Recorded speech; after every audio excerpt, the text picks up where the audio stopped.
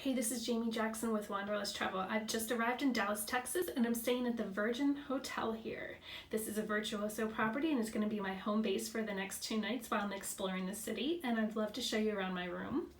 You enter your red door into your room, and it's got this open bathroom concept. So you have your sink here, your storage is here with some curtains to easily cover.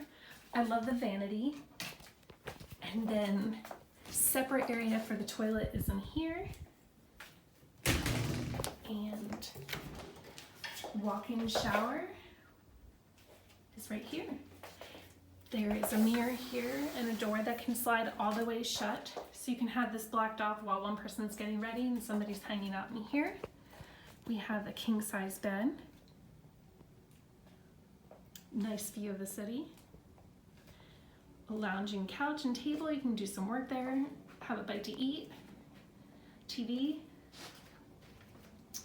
Has a great mix of drinks here to choose from if you like. Snacks. And I love this little red fridge that's stocked for your stay.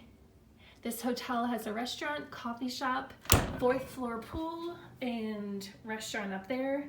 And the gym is on the 5th floor. So stay tuned while we explore Dallas the next couple days.